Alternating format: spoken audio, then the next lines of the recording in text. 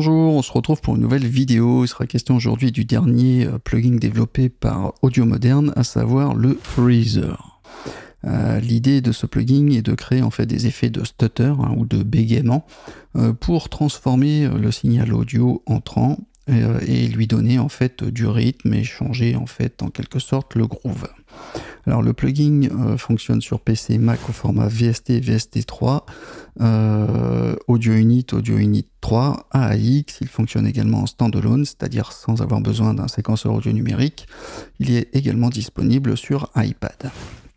Alors j'utilise actuellement une version bêta test, donc qui est possible qu'il y ait des petites choses qui changent entre ce que vous voyez et la version finale, mais normalement ça devrait être assez ressemblant. Alors voyons voir à quoi il ressemble, et je vais donc le glisser sur une piste MIDI, comme ceci. Alors je vais essayer de l'agrandir. Alors ici, j'ai un clip MIDI, je vais désactiver, je vais mettre en bypass l'effet. Je vais vous faire juste écouter rapidement la petite boucle sur laquelle on va travailler pendant tout le tuto.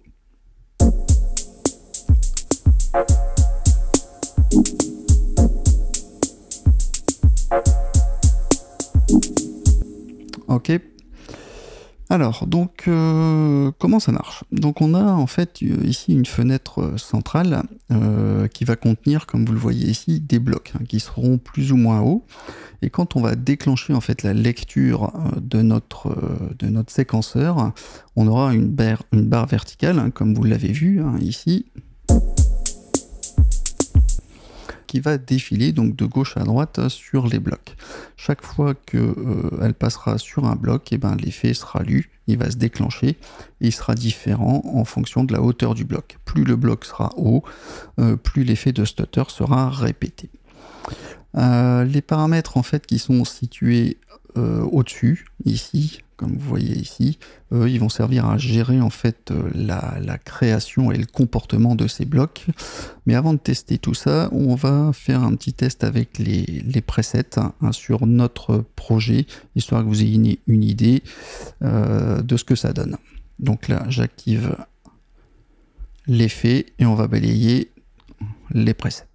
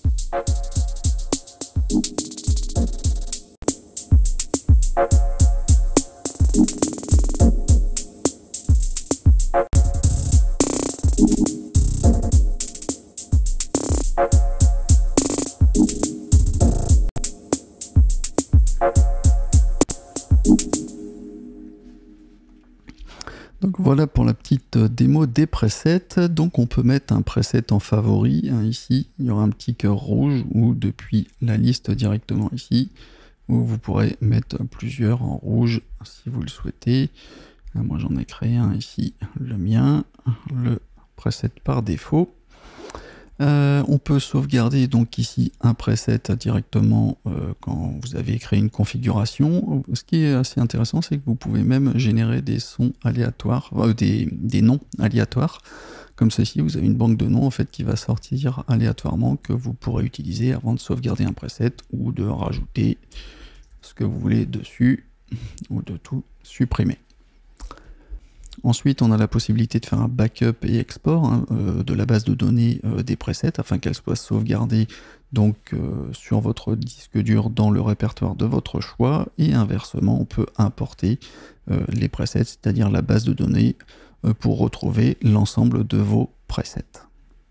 Pour revenir sur la page principale, on refait un clic ici sur le nom. On reviendra donc à la page principale.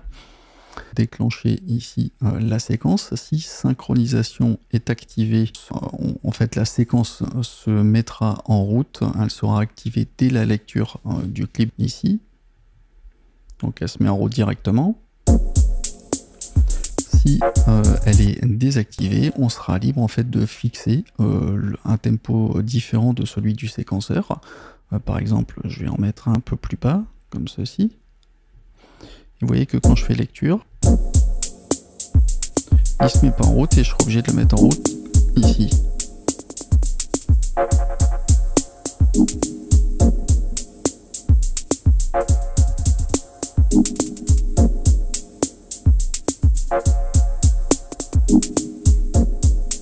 Alors je remets sur synchro.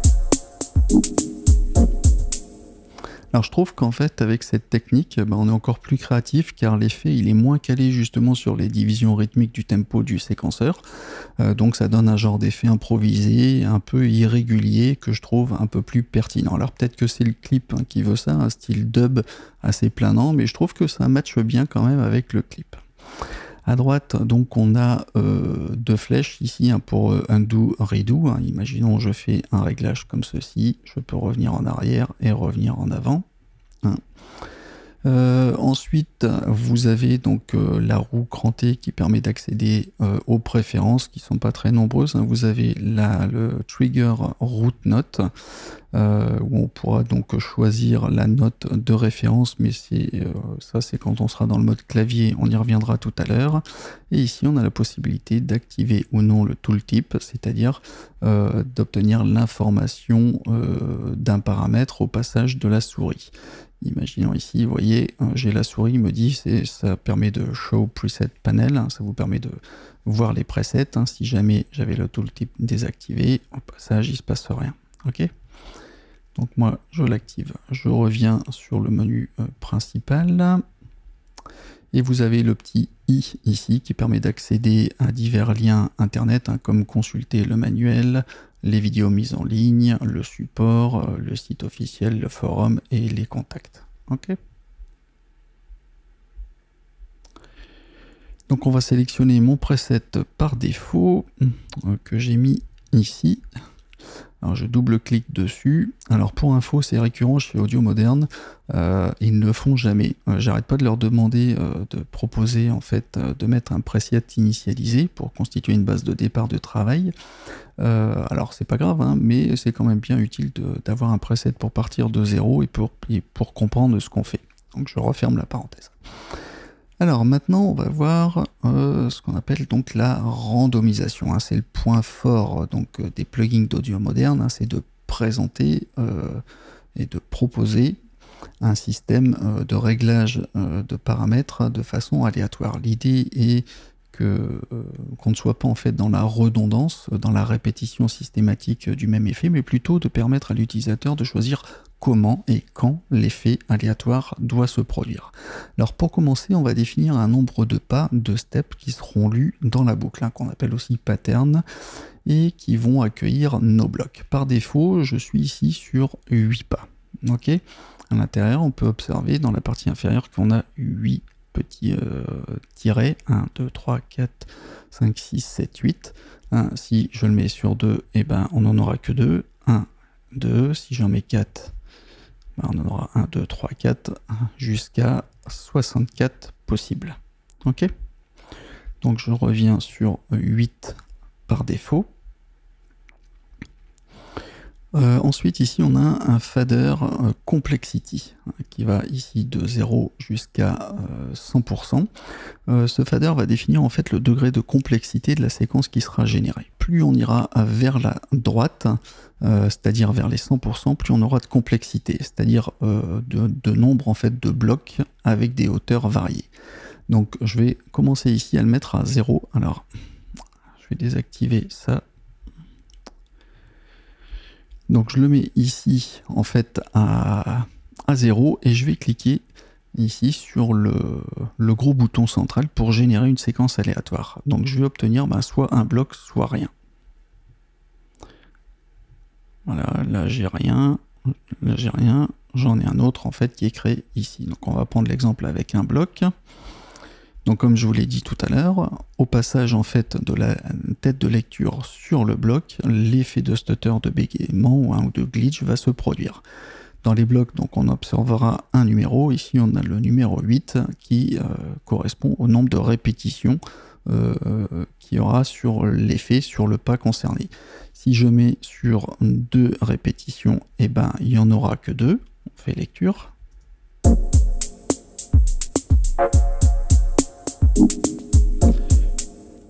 Alors, je vais le mettre ici au début.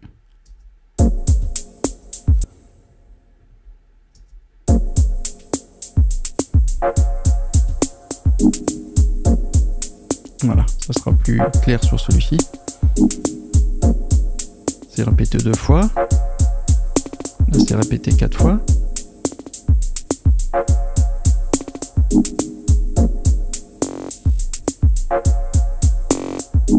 Jusqu'à 16 fois.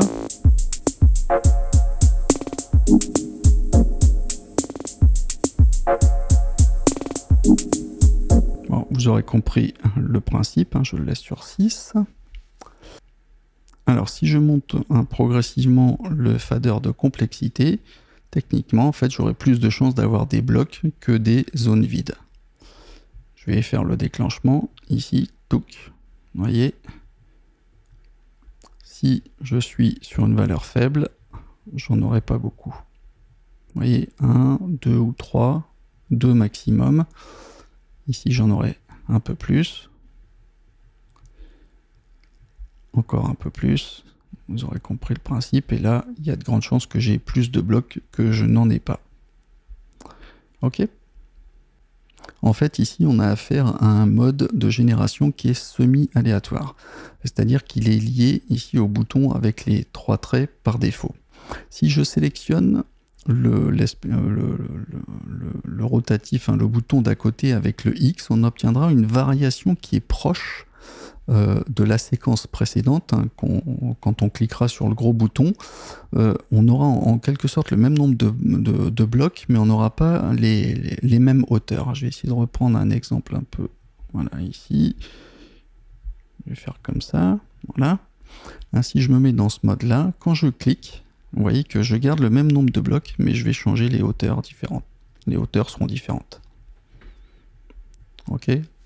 Alors que si je suis comme ça, là, je fais un tirage aléatoire sur l'ensemble des blocs et également leur hauteur. Donc, il y a une petite différence entre les deux.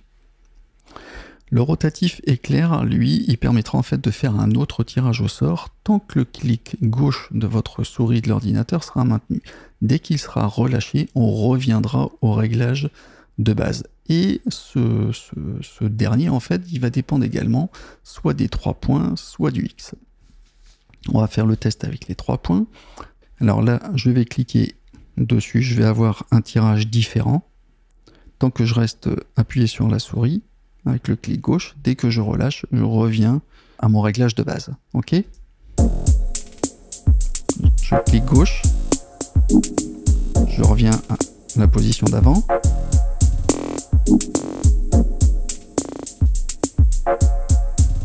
Vous avez compris le principe. Et si je me mets dans ce mode-là, je vais, chaque fois que je cliquerai sur l'éclair, j'aurai une autre proposition, mais il va rester en fait avec mes blocs, j'aurai que des propositions différentes sur les hauteurs. Vous voyez? C'est comme ça qu'il faut comprendre l'éclair.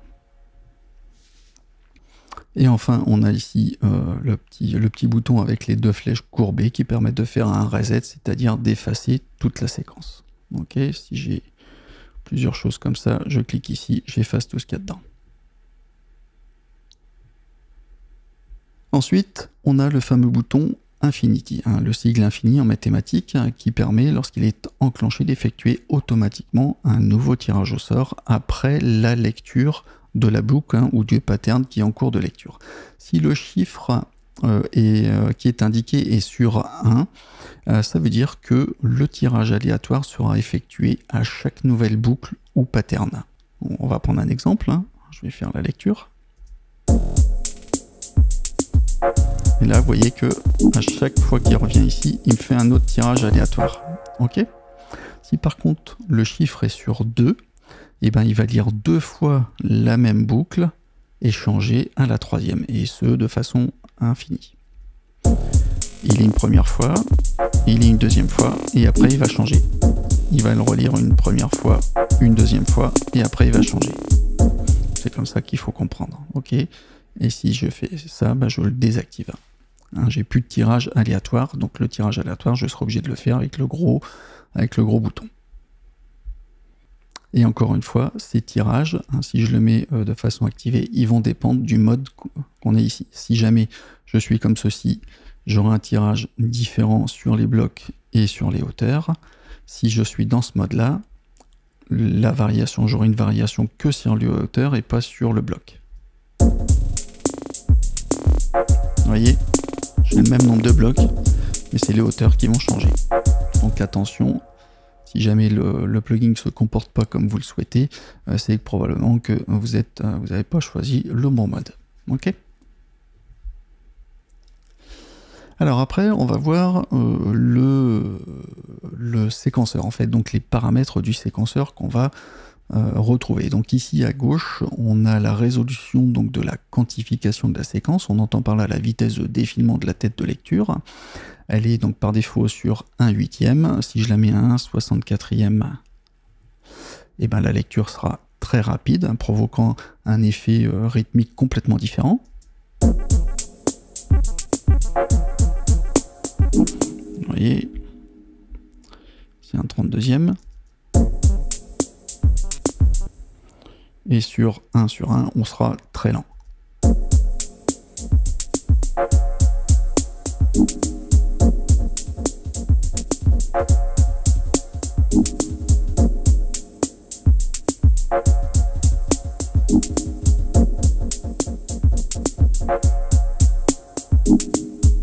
Je reviens sur 1/8 par défaut.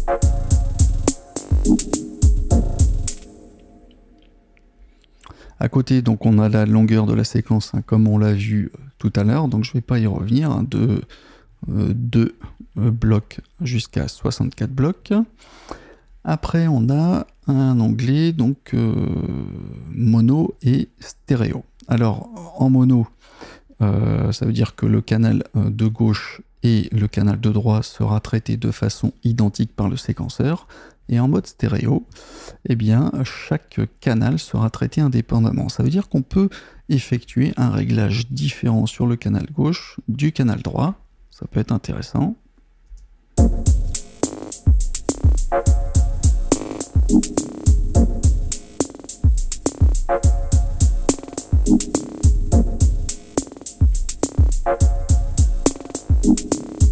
Après, on a le bouton Link L et R pour gauche et droit.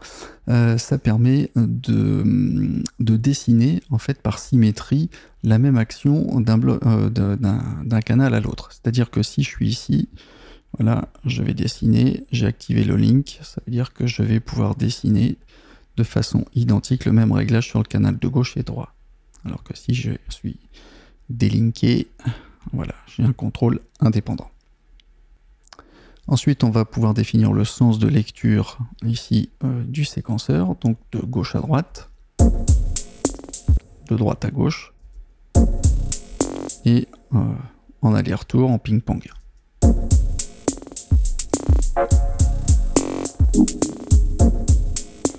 Ok. Le bouton Shift, lui, va permettre de décaler les blocs vers la droite ou vers la gauche dans le séquenceur. Et ensuite, on a une section ici qui va nous servir à verrouiller un bloc afin qu'il ne soit pas soumis à un tirage au sort, qu'il soit avec le mode infini ou avec le gros bouton.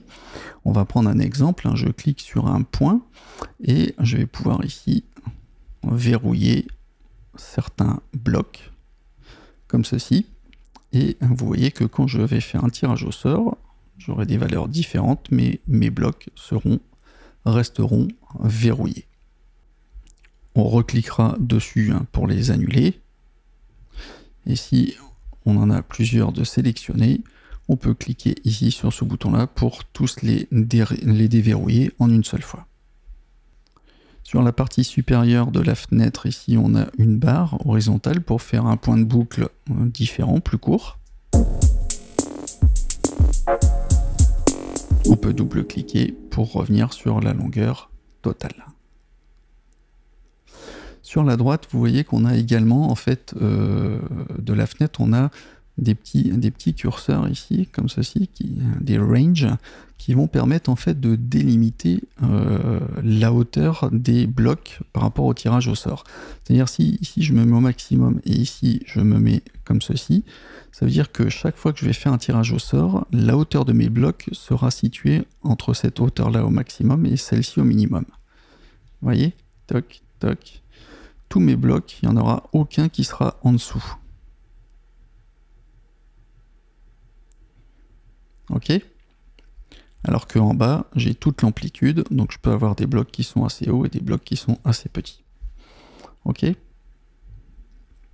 Après, au niveau des effets, donc on a le fameux gate qui va permettre de déterminer en fait la longueur de chaque répétition.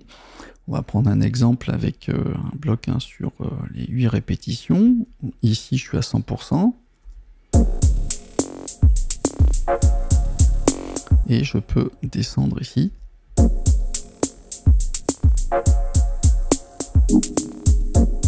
Je sais pas, je vais prendre un autre exemple. Je vais revenir en mode mono. On va faire comme ça.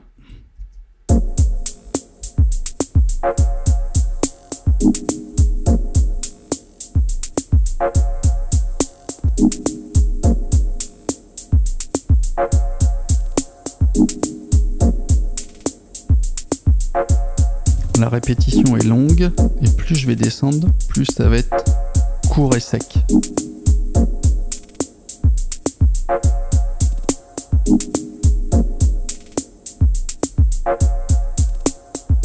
Ok.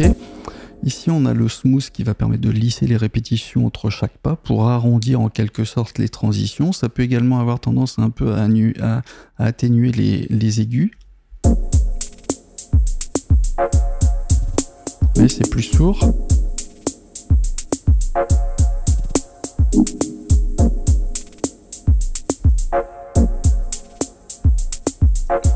Ok.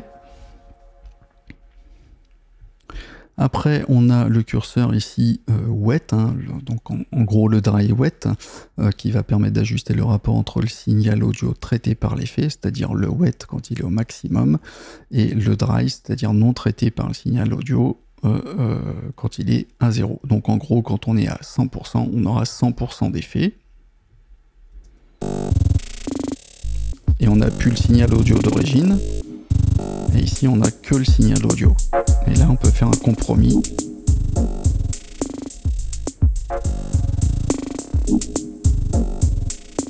Ok.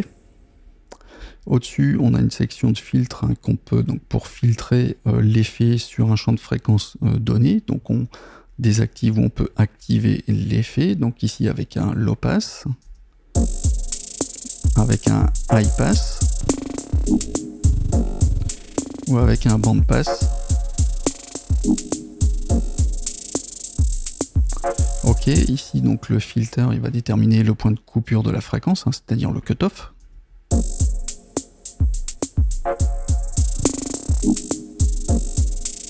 Ici, la résonance va permettre d'amplifier la fréquence située au point de coupure.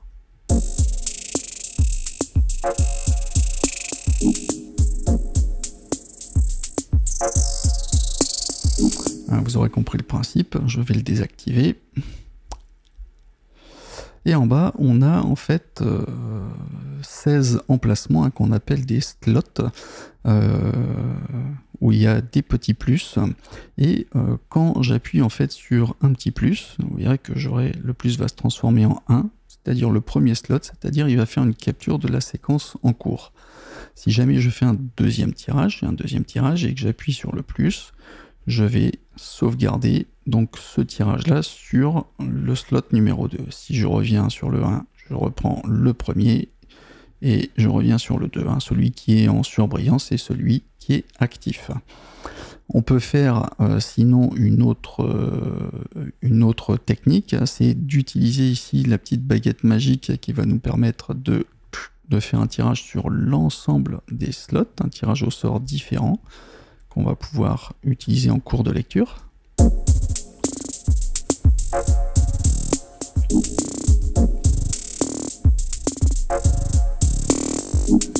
Et si jamais on n'est pas satisfait, on peut cliquer ici sur le delete pour effacer tous les slots.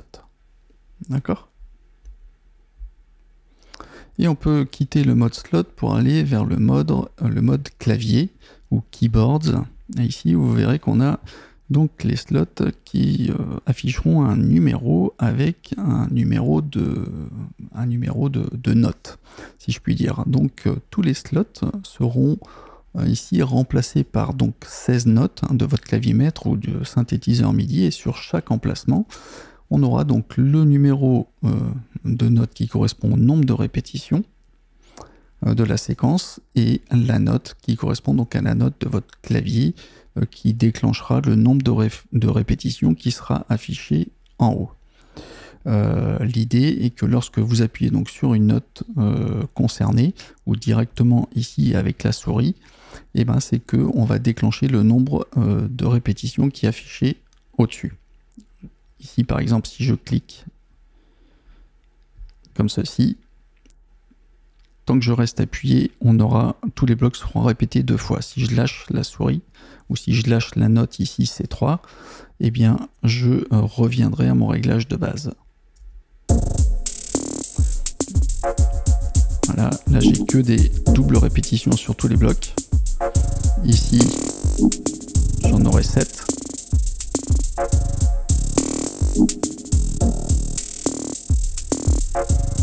Vous aurez compris le principe. Donc par défaut, la note c'est C3, hein, le Do octave 3. Mais on peut définir, si on le veut, hein, comme on l'a vu tout à l'heure là-dedans, une autre référence ici avec le C0. Et auquel cas, on pourra le faire avec donc de C0 jusqu'à C2.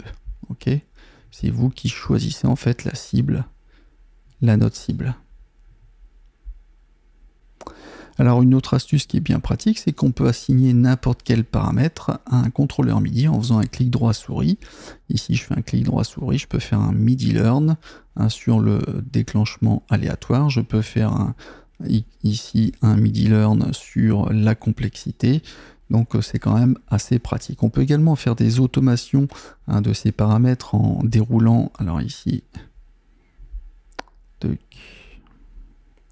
en déroulant ici notre device, on va récupérer en fait tous les éléments, hein, comme par exemple, je sais pas, il y a le complexity, comme ceci, hein, vous voyez que ça le bouge directement, ou on a, je sais pas, par exemple, le gate, ici, hein, donc on peut faire par exemple afficher, se mettre en mode arrangement, comme ceci. Et là, si vous voyez, quand je clique sur Complexity, alors on va afficher ici les paramètres d'automation, et vous voyez que si je bouge Complexity, j'ai ma ligne qui va arriver ici, hein, je fais un retour à l'arrangement, et je peux dessiner ma courbe de complexité qui va être de plus en plus complexe au fur et à mesure de la lecture. Vous voyez, le curseur il monte tout seul, et j'ai plus de blocs.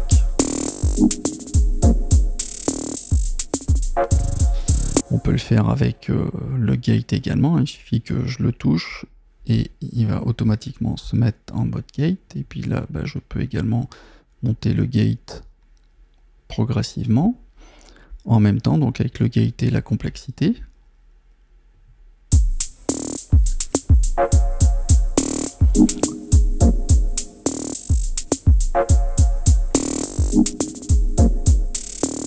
Vous aurez compris le principe. Voilà, en conclusion, comme tous les plugins développés par Audio Moderne, je trouve que celui-ci est bien conçu, il est facile à utiliser et surtout à comprendre, hein, si vous êtes déjà familiarisé avec les outils d'Audio Moderne. Ce plugin peut répondre à une demande pour créer facilement des glitches ou des effets de freeze sur un son. Au niveau des résultats créatifs, ce plugin me fait un peu penser au Stutter Edit d'Isotope, mais en moins compliqué. Niveau prix, il est quand même assez accessible, hein, 19 € pour la version ordinateur, 9 € pour la version iOS. En plus, il est proposé gratuitement tout au long du mois de novembre 2023 pour n'importe quel achat que vous allez effectuer sur le site d'Audio Moderne. Ce sera l'occasion, c'est l'occasion de profiter justement de l'occasion pour découvrir leur autre plugin. Je vous invite d'ailleurs à consulter les autres vidéos que j'ai pu réaliser depuis les liens haut à droite de cette vidéo ou dans le générique final. Voilà, dites-moi ce que vous en pensez dans les commentaires. Et en attendant la prochaine vidéo, je vous dis à bientôt les amis. Prenez bien soin de vous, de vos proches et de vos anciens. N'oubliez pas le petit like si vous avez aimé et bien sûr de vous abonner si ce n'est pas encore fait. Ciao ciao les amis.